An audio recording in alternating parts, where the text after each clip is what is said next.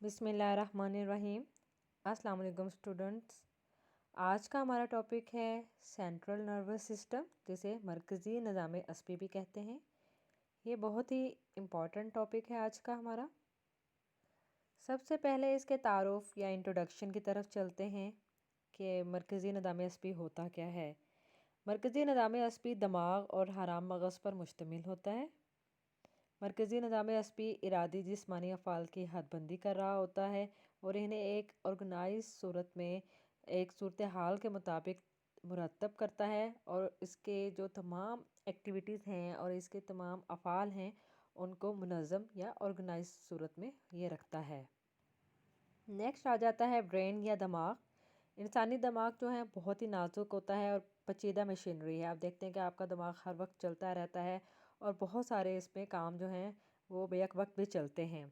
और ये जो दिमाग होता है इंसान का, वो 8 हड्डियों में महफूज अल्लाह ताला ने इसको किया हुआ है और इसे कासा सर भी कहा जाता है। दिमाग के हम वज़न की तरफ चलते हैं कि इसका वज़न या वेट कितना होता है। दिमाग के वज़न की अहमियत के बारे में बहुत सारे नज़रियात जो हैं वो पेश किए गए हैं।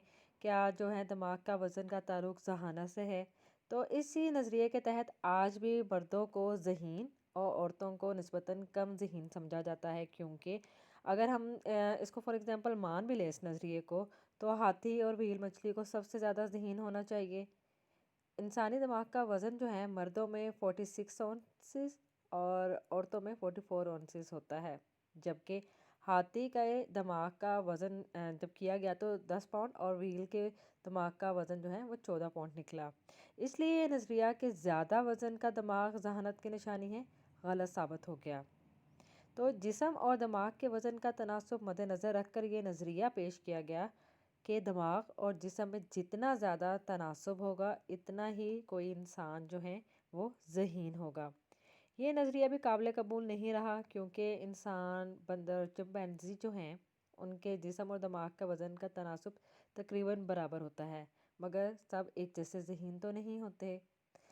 तो बाद में दिमाग और हराम मगज़ के वज़न के तनासुब का जब नज़रिया पेश किया गया, जो कि काबिल कबूल है कि दिमाग का वज़न जो है हराम मगज़ के मुकाबले में जितना ज़्यादा होगा, इतना ही ज़ीरो इंसान जो है वो ज़हीन होगा। इंसान में दिमाग का वज़न हराम मगज़ से 50 गुना ज़्यादा है। ये तनासुब किसी और जानवर में नहीं मिलता, इसीलिए वो तमाम मखलूक से अफजल है। हमारे दिमाग में सोच, इस्तदलाल या तफक्कुर जैसे आला ज़हनी अफ़ाल सरअंजाम दिए जाते हैं। हराम मगज़ दूसरे दर्जे के ज़हनी अमाल को दिमाग तक पहुंचाता है। दिमाग ही सिर्फ हमारा एक ऐसा सिस्टम है बॉडी में जो कि आला अफ़ाल के लिए ये काम सरअंजाम देता है, जबकि हमारे जो इज़तरारी अफ़ाल होते हैं वो हराम मगज़ से कंट्रोल हो रहे होते हैं। मरकज़ी निज़ाम असबी यानी कि सेंट्रल नर्वस सिस्टम का एक स्केच आप अपने स्क्रीन पे देख रहे होंगे।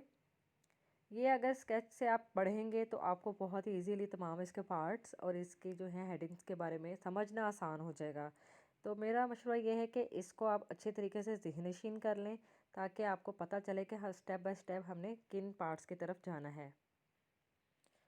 अब हम इसकी साख्त की यानी कि स्ट्रक्चर की बात करते हैं कि इंसानी दिमाग की साख्त को जो है मुताले के गर्ज से साइंसदानों ने 3 हिस्सों में डिवाइड कर दिया हुआ है।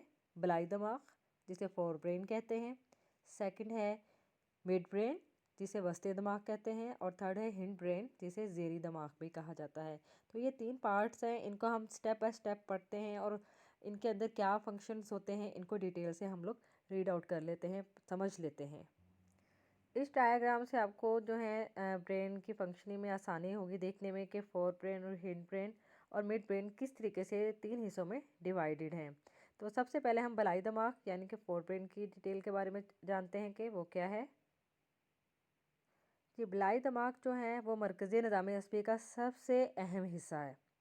ये दिमाग का सबसे तरक्की याफ्ता हिस्सा है और ये हिस्सा हमारे दिमाग का 90% है। और इसके अहम हिस्सों की तफसील अब हम डिटेल से पढ़ते हैं कि क्या क्या इसके अंदर जो है पार्ट्स पाए जाते हैं। सबसे पहले जो है सेरिब्रम यानी कि मख कबीर आता है। मख कबीर जो है वो पेशानी से लेके जो है हमारी गुद्दी तक फैला हुआ होता है और एक दरार जो है बलाई दिमाग को दो हिस्सों में जो है तकसीम कर रही होती है। जैसे आप ये डायग्राम में देख रहे हैं कि राइट और लेफ्ट में ये डिवाइड हो रही है। तो इन्हीं कुरे या निस कुरे को जो हेमिस्फेयर कहा जाता है। ये कुरे दिमाग का दायां निस कुरा यानी कि राइट हेमिस्फेयर और दिमाग का बायां निस कुरा यानी कि लेफ्ट हेमिस्फेयर जो है वो कहलाते हैं। अच्छा, अब इन दोनों जो निस कुरे होते हैं उनके ऊपर जो हैं हमें लग रहा होता है कि दरार के ज़रिए ये अलग है। ठीक है, दोनों अलग अलग पार्ट्स लग रहे होते हैं, लेकिन नीचे से जो ये आपस में मिले हुए होते हैं और इन दोनों कुरों को मिलाने का काम कार्पस कोलोसम जो है वो करता है। कार्पस कोलोसम जो होता है वो एक सफ़ेद मादा होता है जिसकी बदौलत दोनों जो कुरे हुए मालूमात का बाहम तबादला करते हैं और मिलकर एक दिमाग की तरह काम करते हैं। दोनों कुरे जो हैं मुखालिफ सिमत के जिस्मानी अफ़ाल को जो है कंट्रोल कर रहे होते हैं। दायां निस्फ कुरा जो है वो जिस्म के बाएं हिस्से को और बायां निस्फ कुरा जो है जिस्म के दाएं हिस्से को कंट्रोल कर रहे होते हैं। दोनों निस्फ कुरों के वज़ाइफ जो हैं वो अलग अलग हैं। दोनों ही आमोजिश यानी कि लर्निंग और हावजे में यानी कि मेमोरी में जो है इंडिपेंडेंट होते हैं यानी कि ख़ुद मुख्तार होते हैं। आम हालात में अगर हम देखें तो बायां निस्फ कुरा जो है वो दाएं निस्फ कुरे पे जो है वो गालिब होता है। बायां निस्फ कुरा जो है वो गुफ्तगू में, जबकि दायां निस्फ कुरा जो है वो मैथमेटिक यानी कि हिसाबदानी में अहम होता है। हिस्सी और हरकी जो हमारे अफ़ाल होते हैं वो भी जो उनके तमाम अफ़ाल को मरबूत कर रहे होते हैं इस तरीके से कि वो हमें एक ही तरह लग रहे होते हैं, यानी कि हमारे सेंसेस के ज़रिए जो हमें इंफॉर्मेशन मिल रही है वो मोटर एक्टिविटी के ज़रिए फ़ौरन हो रही है। तो इसकी बदौलत ही जो है दिमाग एक इकाई और वहदत की सूरत में काम करता है कि हम with in second with in जो है टाइम पीरियड जो है हम अपना काम कंप्लीट कर लेते हैं जो भी हमारे हवास हम लोगों को ऑर्डर करते हैं। नेक्स्ट इसका पार्ट आ जाता है सेरिबुलर कॉर्टेक्स यानी कि कशर। ये जो दोनों निस्फ कुरे हमने पढ़े हैं दोनों कुरों के ऊपर एक 3 मिलीमीटर मोटी तह पाई जाती है जिसे कॉर्टेक्स या कशर कहते हैं।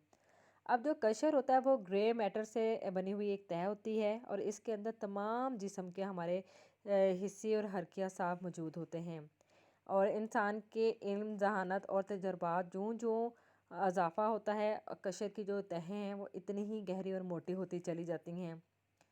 तहकीकात से पता चला है कि अगर इन तहों को यानी कि जो तहें लगी हुई होती हैं अगर उनको खोला जाए तो ये तकरीबन 670 मुरबा इंच रकबा पर फैल जाती हैं और अदना जानवरों में ये तहें बिल्कुल भी नहीं होती, जबकि निस्बतन बेहतर जहानत रखने वाले जो जानवर हैं उनमें कशर की मामूली सी तहें जो हैं वो देखने में आती है। इसीलिए माहिरीन का ख्याल है कि कशर जो है इंसानों में जहानत और मामला फहमी का ज़िम्मेदार है। कशर की सतह का निस्बतन हमवार होना कम जहानत की निशानी है। अब कशर की जो सलवटें हैं वो ख़ासी नुमायाँ होती हैं। इनमें से एक सलवट को हम सल्वियस कहलाते हैं, यानी कि सल्वियस उसका नाम है जो कि कशर के अगले हिस्से यानी कि जबीफस जो भी हम आगे पढ़ेंगे वहाँ से शुरू होती है और कशर के पिछले हिस्से यानी कि गुद्दी तक जो है वो आ रही होती है। इस तरीके से ये एक निस्फ कुरे के जो कशर को दो हिस्सों में तकसीम कर देती है, जबकि रोलैंड्ज़ो की जो दर्ज है जो कि कान की तरफ से शुरू होकर मख़ कबीर के दरमियान तक आती है कशर को मज़ीद दो हिस्सों में तकसीम कर देती है। इस तरह हर एक निस्फ कुरा आगे मज़ीद 4 हिस्सों में तकसीम हो जाएगा। ठीक है, यानी कि दो पहले हिस्से थे और फिर ऊपर से जो है डिवाइड होने की वजह से वो 4 हिस्सों में तकसीम होने के हो गए, जो कि अब ये हिस्से जो हैं वो लोब्स कहलाते हैं या फसूस कहलाते हैं। अभी हम इनकी डिटेल्स पढ़ते हैं कि ये क्या चीज़ें हैं। हमारे दिमाग में इस तरह से ये 4 फसूस की निशानदेही होती है जो कि जबी फस, जदारी फस, सफ़ी फस और अकबी या कदाली फस के नाम से जानी जाती हैं और इस तरीके से उनकी जो है निशानदेही करके उनको बताया गया है। सबसे पहले हम जबी फस के बारे में बात करते हैं यानी कि फ्रंटल लोब की। तो ये फस जो है पेशानी की तरफ जो है दिमाग के अगले हिस्से में पाई जाती है और दिमाग के निफ्स हिस्से तक पहुंचती है।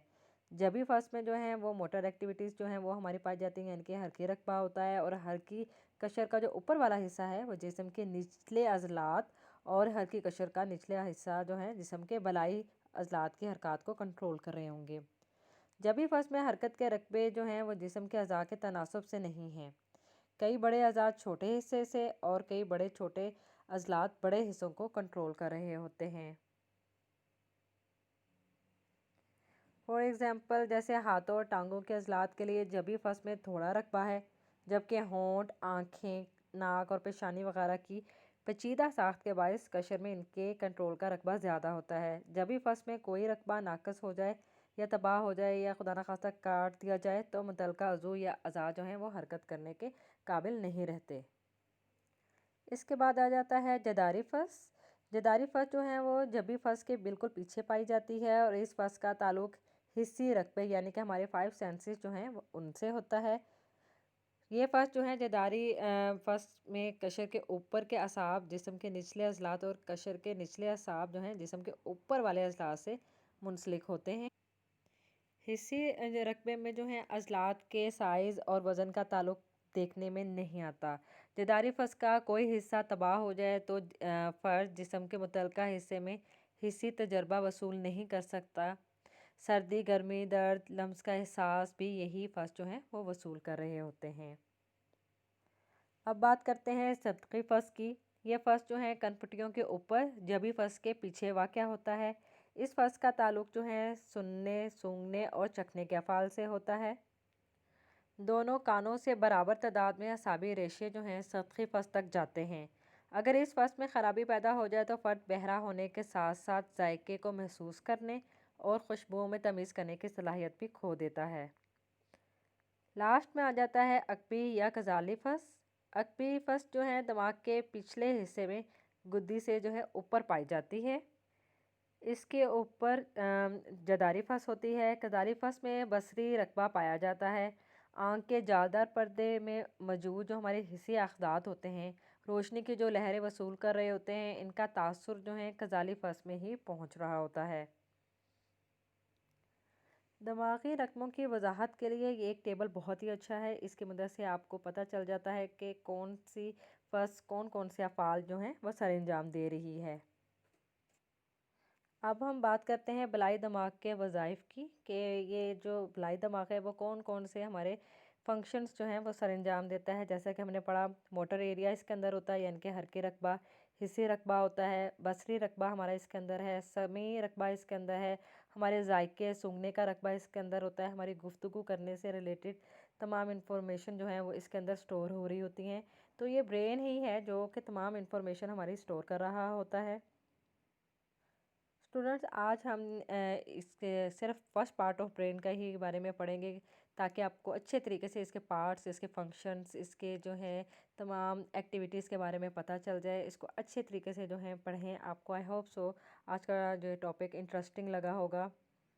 अगर आपको इंटरेस्टिंग लगा है तो प्लीज़ बताइएगा ज़रूर। प्लीज़ इस चैनल को आप सब्सक्राइब ज़रूर कीजिएगा ताकि जो है मुझे पता चल सके। Thank you. अल्लाह हाफिज़।